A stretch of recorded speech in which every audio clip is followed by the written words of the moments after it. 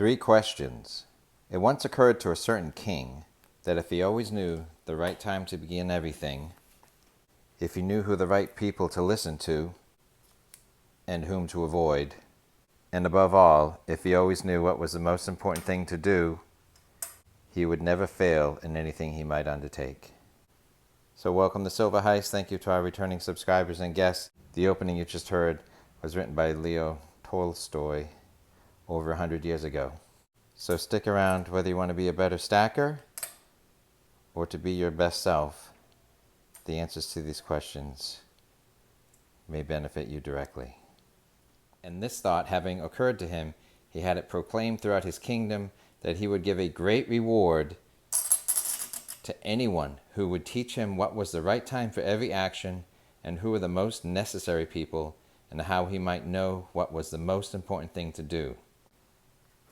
And learned men came to the king, but they all answered his questions differently. In reply to his first question, some said that to know the right time for every action, one must draw up in advance a table of days, months, and years, and must live strictly according to it. Only thus, they said, could everything be done at its proper time. Others declared that it was impossible to decide beforehand the right time for every action, but that, not letting oneself be absorbed in idle pastimes, one should always attend to all that was going on and then do what was most needful. Others again said that, however attentive the king might be to what was going on, it was impossible for one man to decide correctly the right time for every action, but that he should have a council of wise men who would help him to fix the proper time for everything. But then again, others said that there were some things that could not wait to be laid before a council, but about which one had at once to decide whether or not to undertake them or not. But in order to decide that, one must know beforehand what was going to happen. It is only magicians who know that. And therefore, in order to know the right time for every action, one must consult magicians. Equally various were the answers to the second questions.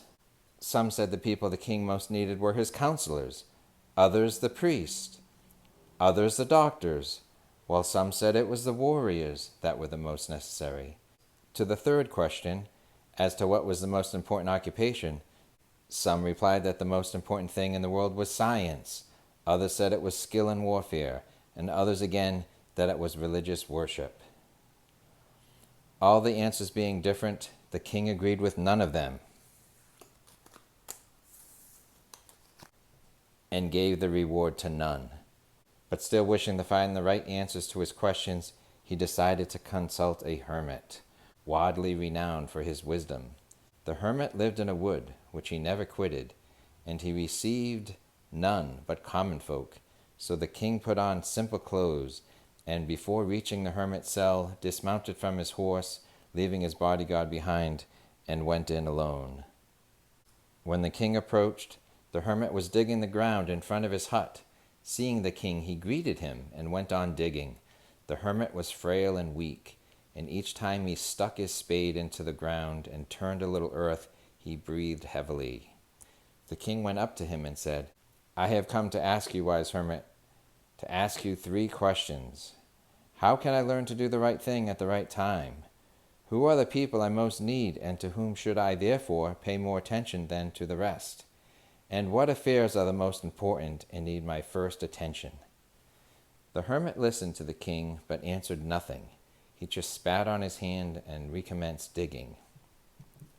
"You are tired," said the king. "Let me take the spade and work a while for you." "Thanks," said the hermit, giving the spade to the king. He sat on the ground. When he had dug 2 beds, the king stopped and repeated his questions. The hermit again gave no answer, but rose, stretched out his hand for the spade, and said, "Now rest a while and let me work a bit." But the king did not give up his spade, and continued to dig. 1 hour passed, and then another. The sun began to sink behind the trees, and the king at last stuck the spade into the ground and said, "I came to you, wise man, for an answer to my questions. If you can give me none, tell me so, and I will return home." "Here comes someone running," said the hermit. "Let's see who it is." The king turned around and saw a bearded man come running out of the wood. The man held his hands pressed against his stomach, and blood was flowing from under them. When he reached the king, he fell faintly on the ground, moaning feebly. The king and the hermit unfastened the man's clothing.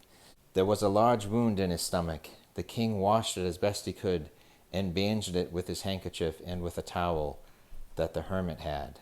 But the blood would not stop flowing, and the king again and again removed the bandage soaked with warm blood, and washed and rebandaged the wound. When at last the blood ceased flowing, the man revived and asked for something to drink. The king brought fresh water and gave it to him. Meanwhile the sun had set, and it had become cool. So the king, with the hermit's help, carried the wounded man into the hut and laid him on the bed. Lying on the bed, the man closed his eyes and was quiet.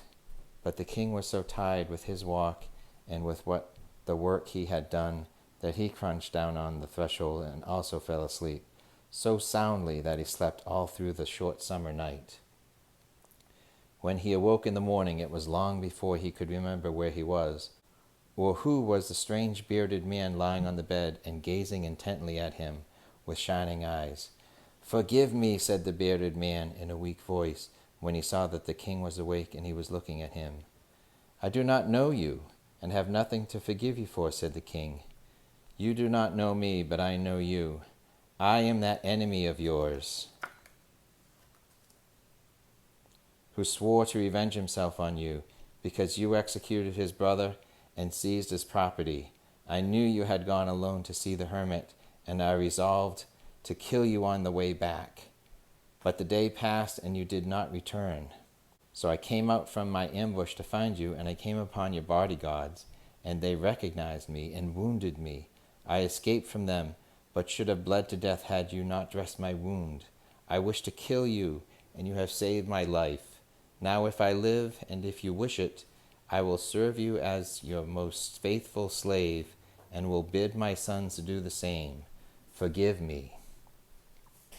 The king was very glad to have made peace with his enemy so easily, and to have gained him for a friend, and he not only forgave him, but said he would send his servants and his own physician to attend him, and promised to restore his property.